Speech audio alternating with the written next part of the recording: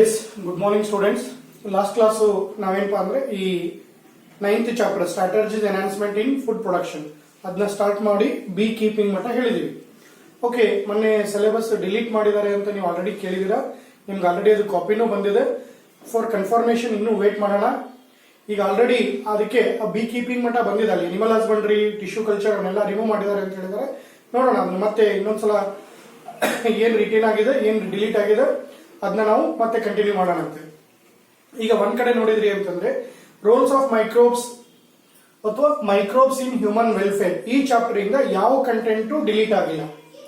Okay, because of that reason ನಾನು ಈ chapter ಇವತ್ತು ಸ್ಟಾರ್ಟ್ ಮಾಡ್ತಾ ಇದ್ದೀನಿ. ಈಗ ನಿಮ್ಗೆ ಗೊತ್ತಿದೆ microbes. Okay, microbe or microorganism is another living organism or another components of living organism that is to be found on earth and even they found everywhere ಅಂತ ಹೇಳ್ತೀವಿ. ನಿಮ್ಗೆ ಗೊತ್ತಿದೆ, ಹೋದ ವರ್ಷ ನಾನು ಹೇಳಿದ್ದಂಗೆ ನೆನಪಿದೆ ಏನು ಅಂತಂದ್ರೆ ಮೈಕ್ರೋಬ್ಸ್ ಒಂಥರ ಏನಂತಂದ್ರೆ ದೇವ್ರು ಇದ್ದಂಗೆ ಅಂತ. ನೆನಪೈತಾ? ದೇವ್ರು ಅಂತ ಯಾಕೆ ಹೇಳಿದ್ವಿ? ದೇವ್ರು ಕಣ್ಣಿಗೆ ಕಾಣಿಸಲ್ಲ, ಇವು ಕಣ್ಣಿಗೆ ಕಾಣಿಸಲ್ಲ. ಹೌದಾ? ದೇವ್ರು ಎಲ್ಲಿದ್ದಾನೆ? ಎಲ್ಲಾ ಕಡೆ ಇದ್ದಾನೆ ಅಂತ ಹೇಳ್ತೀರಾ. ಮೈಕ್ರೋಬ್ಸ್ ಎಲ್ಲಿದೆ? ಎಲ್ಲಾ ಕಡೆ ಇರುತ್ತೆ. ಹೌದಾ? ದೇವರು ನಮ್ಗೆ ಶಾಪ ಕೊಡ್ತಾನೆ, ವರ ಕೊಡ್ತಾನೆ ಗೊತ್ತಿಲ್ಲ. ಬಟ್ ಮೈಕ್ರೋಬ್ಸ್ ಒಂದಿಷ್ಟು ಕಡೆ ಏನಾಗಿದೆ, ಬೆನಿಫಿಟ್ಸ್ ಕೊಡುತ್ತೆ, ಹೆಲ್ಪ್ ಮಾಡುತ್ತೆ. ಇನ್ನ ಒಂದಿಷ್ಟು ಕಡೆ ಏನಪ್ಪಾ ಅಂತಂದ್ರೆ ಹಾರ್ಮ್ಫುಲ್ ಆಸ್ಪೆಕ್ಟ್ಸ್ ಇದೆ, ಅಂದ್ರೆ in terms of causing diseases. Okay, ಅದಕ್ಕೆ ಇಲ್ಲಿ microbes are the major components of living organism. Microbes are the major components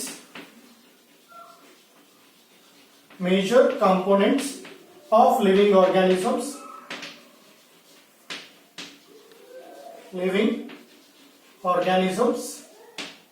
on earth. Okay, yes, microbes are the major components of living organism on earth anta ಹೇಳಬಹುದು. Okay, yes, next ನೋಡೋದಾದ್ರೆ microbes are present everywhere. Microbes are present everywhere.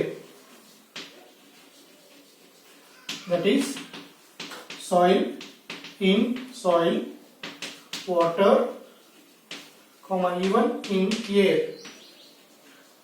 Okay, ಅದಲ್ಲದೆ ಇನ್ನು ಏನಪ್ಪಾ ಅಂದ್ರೆ body of the living organism, plant ಇರಬಹುದು, animal ಇರಬಹುದು. Okay, yes, water, soil, air, inside the body of even inside the body of all living organisms. Okay, inside the body of all living organisms ಅಲ್ಲೂ ಇದಾವು ಅಂತ ಹೇಳ್ಬೋದು. Okay, say for example human beings ತಗೊಂಡ್ರೆ okay, ಒಂದು E coli bacteria that is to be found in our large intestine. Okay, yes, ಇಲ್ಲಿ ಈ chapter ಬಹಳಷ್ಟು interesting, important for the point of exam. ಯಾಕೆ ಅಂದ್ರೆ ಹಿಂದೆ ಸಿಲೆಬಸ್ ಒಳಗೆ ಈಗ ಎಷ್ಟು ಮಾರ್ಕ್ಸ್ ಬರುತ್ತೋ ನೋಡೋಣ. ಹಿಂದೆ ಸಿಲೆಬಸ್ ಒಳಗೆ ಏನಿರ್ತಿತ್ತು ಅಂದ್ರೆ 6 ಮಾರ್ಕ್ಸ್ ಬರ್ತಿತ್ತು. ಓಕೆ, ಎಸ್, ದಟ್ ಈಸ್ 5+1 ಇಲ್ಲಾಂದ್ರೆ 2+3+1 ಈ ತರ ಏನಪ್ಪಾ ಅಂದ್ರೆ 6 ಮಾರ್ಕಿಂಗ್ ಕ್ವಶನ್ಸ್ ಇಲ್ಲಿ ಬರ್ತಿತ್ತು. 5 ಮಾರ್ಕ್ಸಿನ ಕ್ವಶನ್ ಒಂದು ಫಿಕ್ಸ್ ಬರ್ತಿತ್ತು. ಬಹಳಷ್ಟು ಸ್ಮಾಲ್ ಚಾಪ್ಟರ್ ಇದು. ಓಕೆ, ನಾನು ಹೇಳಿದ 5 ರಿಂದ 6 ಕ್ಲಾಸ್ ಅಲ್ಲಿ ಈ ಚಾಪ್ಟರ್ ಮುಗಿಯುತ್ತೆ. ಇಲ್ಲಿ over all roles of microbes ಅನ್ನ ನಾವೇನ್ ಮಾಡ್ತೀವಿ ಅಂದ್ರೆ ಗ್ರೂಪ್ಸ್ ಆಗಿ ಡಿವೈಡ್ ಮಾಡ್ತೀವಿ. ಎಕ್ಸಾಮ್ ನಲ್ಲೂ ಏನಪ್ಪಾ ಅಂದ್ರೆ ಅದೇ ಗ್ರೂಪ್ ಮೇಲೆನೆ ಕ್ವಶನ್ ಬರುತ್ತೆ. ಹೆಂಗೆ ಅಂದ್ರೆ role of microbe in house hold products. Role of microbes in household products. Okay, ಇದು ಒಂದು 5 ಮಾರ್ಕಿನ ಕ್ವಶನ್. ಮನೆ ಏನು ಪ್ರಾಡಕ್ಟ್ಸ್ ಇದೆ ಅಲ್ಲಿ ಹೆಂಗೆ ಉಪಯೋಗ ಆಗುತ್ತೆ, 5 ಮಾರ್ಕಿಗೆ 1 ಕ್ವಶನ್ ಬರುತ್ತೆ. ನೆಕ್ಸ್ಟ್ ಸೇಮ್ ಅದೇ ತರ ಏನಪ್ಪಾ ಅಂತಂದ್ರೆ role of microbes in industrial products. ಎಲ್ಲಿ? Industrial products. Okay, yes. ಇನ್ನ ನೆಕ್ಸ್ಟ್ ಥರ್ಡ್ ಹೇಳ್ಬೇಕಪ್ಪ ಅಂತಂದ್ರೆ role of microbe in sewage treatments. Role of microbes in sewage treatment. Okay, yes ಇವತ್ತು ನೀವೇನು ಗಟರ್ ನೀರು ಅಥವಾ ಹೊಲಸು ನೀರು ಅಂತ ಹೇಳ್ತೀವಿ, ಆ ಒಂದು ಸೀವೇಜ್ ಟ್ರೀಟ್ಮೆಂಟ್ ಒಳಗೆ ಮೈಕ್ರೋಬ್ಸ್ ಹೆಂಗಾಗಿ ಯೂಸ್ ಆಗುತ್ತೆ ಅಂತ ಹೇಳಿ. Next same roll of microbes in production of biogas. ಇಲ್ಲಿ ಎಲ್ಲಾ ಮೈಕ್ರೋಬ್ಸ್ ಬರಲ್ಲ, ಒಂದಿಷ್ಟು ಸ್ಪೆಸಿಫಿಕ್ ಇದೆ. ಪ್ರೊಡಕ್ಷನ್ ಆಫ್ ಬಯೋಗ್ಯಾಸ್, ಇದು ಪ್ರತಿಯೊಂದು ಕ್ವಶನ್ 5 ಮಾರ್ಕ್ಸ್ ಇಂದ, ಯಾಕೆಂದ್ರೆ 5 ಮಾರ್ಕ್ಸ್ 5 ಕ್ವಶನ್ ಬರುತ್ತೆ. ಇಲ್ಲಿ ನೀವು ಪರ್ಫೆಕ್ಟ್ ಮಾಡ್ಕೊಂಡ್ರಿ ಅಂದ್ರೆ ಒಂದು ಎಕ್ಸಾಮ್ ನಲ್ಲಿ ಡೆಫಿನೆಟ್ ಬರ್ತಿತ್ತು ಅಂತ ಹೇಳಿದ್ವಿ. ಈಗ ಸಿಲೆಬಸ್ ರೆಡ್ಯೂಸ್ ಮಾಡಿದ್ರಿಂದ ಇನ್ನೂ ಚಾನ್ಸ್ ಇಲ್ಲಿ ಬರೋ ಕ್ವಶನ್ಸ್ ಜಾಸ್ತಿ ಆಗುತ್ತೆ. ಓಕೆ, ಇನ್ನ microbes as a biocontrol agent. Role of microbes as biocontrol agents. Okay, ಇದನ್ನ ನೀವು ಏನಪ್ಪಾ ಅಂತಂದ್ರೆ ಒಂದೊಂದೇ ಮಾಡ್ಕೊಂತ ಹೋದ್ರಿ ಅಂದ್ರೆ ಆರಾಮಾಗಿ you will get 5 marks. Okay, 5 marks ನಿಮ್ಗೆ ಅಲ್ಲಿ ಆರಾಮಾಗಿ ಬರುತ್ತೆ ಅಂತ ಹೇಳ್ತೀವಿ. ಈಗ role of microbes in household product ಎಲ್ಲರಿಗೂ ಗೊತ್ತಿದ್ದಂಗೆ. ಓಕೆ, ಹಾಲು ಮೊಸರು ಆಗ್ಲಿಕ್ಕೆ, ಇಡ್ಲಿ ಮತ್ತೆ ದೋಸೆ ಮಾಡ್ಲಿಕ್ಕೆ, ಓಕೆ ಅದೇ ತರ ಬೇಕರಿ ಒಳಗೆ ಬ್ರೆಡ್ ಪ್ರಿಪೇರ್ ಮಾಡ್ಲಿಕ್ಕೆ, ಆ ತರ ಬರೋದನ್ನ ಇಲ್ಲಿ ನಾವು ಹೇಳ್ತೀವಿ. ಅದಕ್ಕೆ ಸ್ವಲ್ಪ ಸ್ಪೆಸಿಫಿಕ್ ಪಾಯಿಂಟ್ಸ್ ಇದೆ, ಮೈಕ್ರೋಬ್ ಇದೆ, ಅವ್ನ ಹಾಕಿ ಬರೆದ್ರಿ ಅಂದ್ರೆ you will get full marks. ಇನ್ನು ಇಂಡಸ್ಟ್ರಿಯಲ್ ಪ್ರಾಡಕ್ಟ್ಸ್ ಅಂತ ಏನ್ ಬರುತ್ತೆ ನೋಡಿ, ಅಲ್ಲಿ ಸ್ವಲ್ಪ ನಾವು ಡಿವೈಡ್ ಮಾಡ್ತೀವಿ. ಹೆಂಗೆ ಅಂತಂದ್ರೆ ಓಕೆ, ಎಸ್ ಈ ತರ 5 ಗ್ರೂಪ್ ಮಾಡ್ತೀವಿ. ಅಲ್ಲಿ ಈ role of microbes in industrial products ಯಾವ್ದು? ಒಂದು fermented beverages, fermented beverages. Okay, yes ಅಂದ್ರೆ ಆಲ್ಕೋಹಾಲಿಕ್ ಪ್ರಾಡಕ್ಟ್ಸ್ ಅಂತ ಹೇಳ್ತೀವಿ. ಇನ್ನ role of microbe industrial product ಒಳಗೆ ಫಾರ್ ಪ್ರೊಡಕ್ಷನ್ ಆಫ್ ಆಂಟಿಬಯೋಟಿಕ್ಸ್ ಅನ್ನು ಪ್ರೊಡ್ಯೂಸ್ ಮಾಡಿ.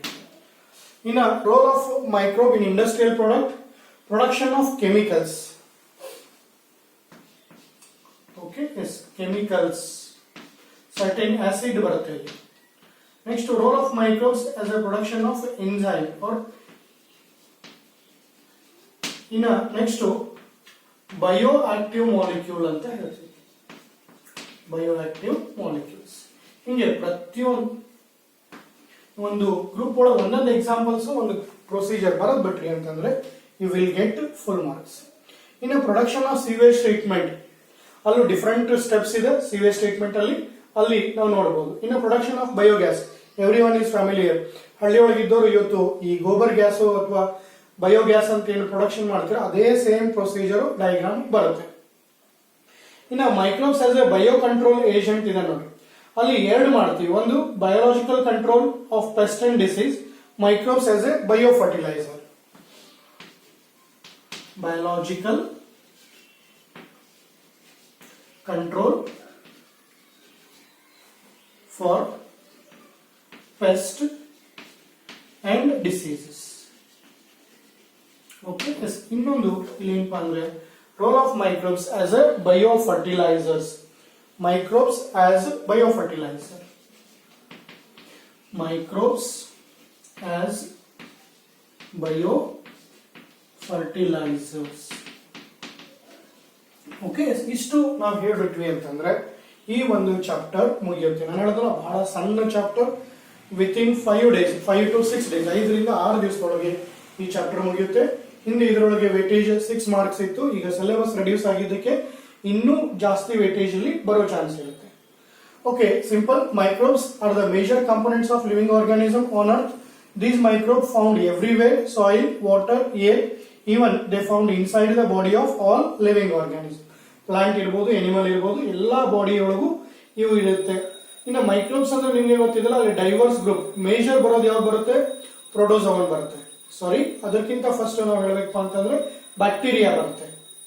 ಓಕೆ, ಅದಕ್ಕಿಂತ ಪ್ರಿಮಿಟಿವ್ ವೈರಸ್ ಬರುತ್ತೆ. ಅಂದ್ರೆ ಇಲ್ಲಿ ಮೈಕ್ರೋಬ್ಸ್ ಅಂದ್ರೆ ಯಾವುದು ಅಂತ. ಓಕೆ, ಎಸ್ ನಾವು ಹೋದ ವರ್ಷ ಕಲ್ತಿದ್ದೀವಿ. Initially prions, viroids, virus, bacteria, okay, protista,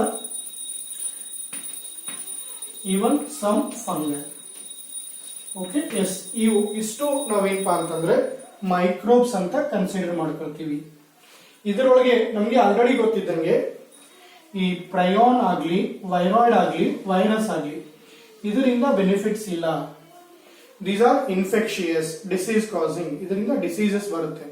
bacteria, Protista, fungi ಅಲ್ಲಿ ಎರಡೂ ತರ ಇದೆ, ಡಿಸೀಸ್ ಬರೋ ಇದು, ಬೆನಿಫಿಷಿಯಲ್ ಇದು. ಓಕೆ, ಈಗ ನೆಕ್ಸ್ಟ್ ನಾವೇನ್ ಸ್ಟಾರ್ಟ್ ಮಾಡೋಣ. ಈಗ role of microbes in house hold products.